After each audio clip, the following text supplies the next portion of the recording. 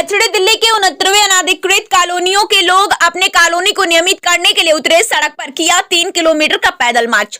जो तस्वीर आप देख रहे हैं, तस्वीर है दक्षिणी दिल्ली के छतरपुर इलाके की, जहां हजारों की संख्या में 69 अनधिकृत कॉलोनियों के लोग अपने अपने मालिकाना हक के लिए पहुंचे हैं और इस दौरान तकरीबन 3 किलोमीटर का लंबा पैदल मार्च निकाला है और अपने कॉलोनियों के मालिकाना हक के लिए जमकर नारेबाजी भी कर रहे हैं। वहीं पैदल मार्च में पहुंचे अनधिकृत कॉलोनी के लोगों ने बताया कि केंद्र सरकार के द्वारा चुनाव से पहले हमारे 69 अनधिकृत कॉलोनियों को नियमित करने की बात कही थी, मगर अभी तक हमारे कॉलोनी नियमित नहीं हुए हैं, जिसके वजह से हमें डर सताता रहता है कि कब हमारे कॉलोनी पर एमसीडी और डीडीए का बुलडोजर चल जाए।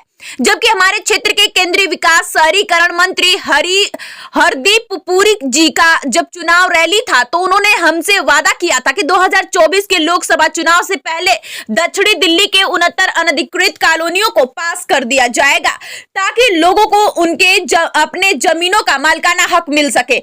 मगर आज 2024 का चुनाव के महज कुछ महीने ही रह गए, इसके बावजूद हमारे कॉलोनियों को अभी तक नियमित नहीं किया जा सका है, जिसके वजह से हमारे कॉलोनी में कई प्रकार की दिक्कतें भी होती हैं। हमारी कॉलोनी नियमित न होने की वजह से हमें अपने अपने जमीन पर किसी भी प्रकार का लोन नहीं मिलता और कोई भी प्रकार की समस्याएं भी आती है तो जिसका सामना हमें रोजाना करना पड़ता है। इसलिए हम चाहते हैं कि हमारे कॉलोनी को केंद्र सरकार अपने वादे के अनुसार चुनाव से पहले नियमित करे। स्टार न्यूज प्लस के लिए दक्षिणी दिल्ली से फिरोज खान की खास रिपोर्ट। हमारी मांगे पूरी करो, पूरी करो, पूरी करो। हमें मालिकाना हक दो, हमें मालिकाना हक दो। हमारी मांगे पूरी करो, पूरी करो। हमारी कॉलोनी पक्की करो, हमारी कॉलोनी पक्की करो, हमारी कॉलोनी पक्की करो, हमारी कॉलोनी पक्की करो। हमें मालिकाना हक दो, हमें मालिकाना हक दो। भ्रष्टाचार खत्म करो, सारे ऊपर करना है। अभी आप इसको एक बार दिखा के चलें, ये कितने मॉल्स बने हुए हैं रोड पे। ये 100 फीटा रोड है, आप आके देखेंगे क्या ये रेगुलराइज है, क्या ये ऑथराइज है, क्या चीज़ है। एफिलिएट तो मैं उसको कहूँगा ना जिसका किराया 7 लाख रुपए आ रहे हैं। हम लोग घरों छोटे घर हैं, वो कैसे एफिलिएट हो सकते हैं। आपने जो मांग की है कि कॉलोनी पास की, जब पास नहीं की गई तो आप क्या बोलेंगे, अगला कदम क्या है? मांग 69 की गई है क्योंकि इनको छोड़ा गया है, इनको वंचित किया गया है। इसी वजह से क्यों किया इन्होंने, छोड़ा क्यों है? क्योंकि यहाँ से अभी भी इनको अनऑथराइज कॉलोनी से पैसा आता है, रेंटर पे बहुत बड़ा पैसा आता है। इस वजह से ये नहीं चाहते कि ये ऑथराइज होगी तो कौन पैसा देगा। आज का जो प्रोडक्शन था उसके बारे में थोड़ा सा बताएं, क्या था, किस तरीके से किया गया? प्रोडक्शन यही था कि हमें नियमित करो। आपसे जो है पीएम उदय योजना प्रधानमंत्री मोदी जी ने निकाली, उनका बड़ा साफ था कि लोगों को रजिस्ट्री के अंडर में लाओ।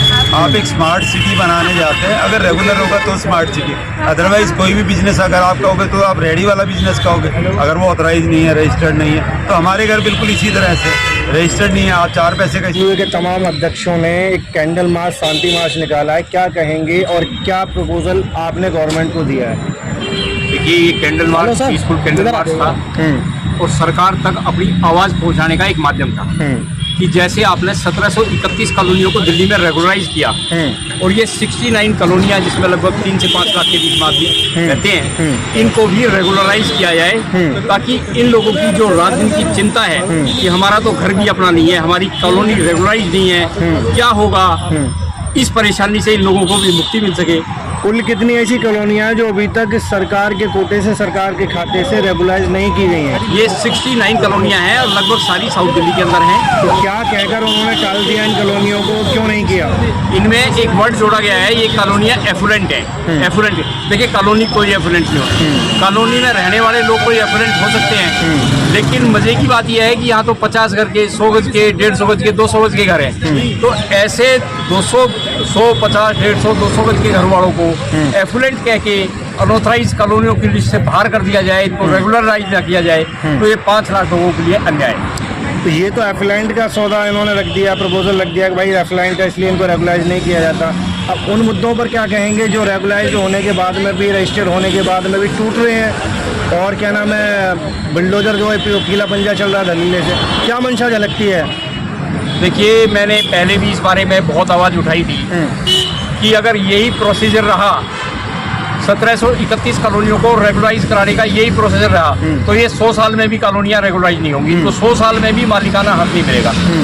आज की डेट में मुश्किल से 8 लाख घरों में से 40,000 लोगों को मालिकाना हक मिल पाया है, रजिस्ट्री हो पाई है। अगर यही स्पीड रही तो 100 साल लग जाएंगे इनको। सर रजिस्ट्रियाँ भी टूट रही हैं, आप कह रहे हैं बिल्कुल, रजिस्ट्रियाँ भी टूट रही हैं सर। सरकार की अपनी नाकामी है कि गलत सर्वे हुए हैं और उसके बाद जिन लोगों की रजिस्ट्रियाँ हुई हैं उनको भी तोड़ा जा रहा है। तो ये सारी चीज़ों को रेक्टिफाई करने की जरूरत है। वहाँ पे जहाँ 1731 कॉलोनी है और यहाँ पे 69 कॉलोनियाँ जिनको अभी ये अधिकार दिया ही नहीं गया, इनको भी अधिकार दिए जाने की जरूरत है। यहाँ से आगे क्या कार्रवाई रहेगी?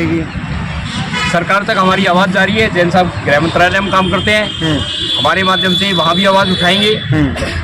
सब लोग, हमारी जो आवाज़ आप तमाम मीडिया के माध्यम से आज सरकार तक पहुँचेगी और हमें पहला इलेक्शन जब आया था उस दौरान तमाम पोस्टर लगे थे, तमाम बैनर छपे थे, और अब इलेक्शन आने से पहले एक पोस्टर और भी लगा है, शायद उस पर आप कुछ आपके संज्ञान में है या नहीं है, कि जो अनाधिकृत बाकी कॉलोनियाँ थी जो टूट रही थी, तोड़-फोड़ थी, उन पर अभी कुछ हद तक रोक लगा दी गई है।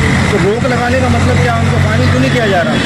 देखिए, ये तो पार्लियामेंट से 2029 तक प्रोटेक्शन एक्ट दिया गया है, 2026 तक प्रोटेक्शन एक्ट दिया गया है कि इस दौरान कॉलोनियों को नहीं तोड़ा जाएगा, किसी भी अनऑथराइज कॉलोनी को। ये तो पार्लियामेंट से पास है, तो और क्या ये ये प्रोटेक्शन छलावा- एक्ट तो कई सालों से चलता चले आ रहे हैं। ये क्या छलावा नहीं है? ये छलावा है निरा। मैं तो कहता हूँ सरकार को ऐसी पॉलिसी तैयार कर दीजिए कि 1 साल में 8 लाख मकानों की रजिस्ट्री हो जाए। सिस्टम इतना आसान, सरल, एक्सेप्टेबल होना चाहिए, जिसमें कोई दिक्कत ना आए। तो वहाँ तो वो दिक्कत आ रही है कि सिस्टम ठीक नहीं है, बार बार ऑब्जेक्शन लगते हैं, लोग अपने डॉक्यूमेंट्स फाइल करते हैं, रिजेक्शन हो जाता है। तो उसमें तमाम लोगों से बैठ के हमने बहुत सारे सजेशन दिए हैं डीडीए को कि वो चीज़ें अडॉप्ट की जाए ताकि रजिस्ट्रियाँ आसानी से हो सकें। दूसरी तरफ ये कॉलोनियाँ हैं, इनका सर्वे करवाया जाए, देखा जाए कि भाई मकान तो 100 गज के, 150, 200 गज के एफुलेंट कहाँ से हो गया, तो इनको भी रेगुलाइज किया जाए ताकि लोगों को भी चैन मिल सके, पीसफुल इंजॉयमेंट कर सकें अपने घर का। रजिस्ट्रेशन की आपने बात करी है, यहाँ का जो रजिस्ट्रेशन है बताया जा रहा है कि डीडीए को हैंड ओवर कर दिया गया है, और अन्य प्रदेशों में अगर बात करें तो राजस्व विभाग इसको देखरेख करता है, और राजस्व विभाग की देखरेख में रजिस्ट्रियाँ होती हैं। क्या कहेंगे, किस तरीके से ये है और कितने हद तक ये सच है? देखिए, यहाँ का तो रजिस्ट्रेशन हो ही नहीं रहा, ये तो कॉलोनियाँ एफुलेंट कॉलोनियों में डाल के किसी तरह की रजिस्ट्री नहीं कराई जा रही। सबसे इन सब चीज़ों को महरूम रखा गया है। यहाँ की रजिस्ट्री नहीं हो सकती, आप घर पे लोन नहीं ले सकते, रजिस्ट्री नहीं होगी तो बैंक लोन देगा ही नहीं। तो यहाँ तो वो सुविधाएँ हैं ही नहीं, तो लेकिन वहाँ भी वो सुविधाएँ हैं कि लोग अपने मकानों को मालिकाना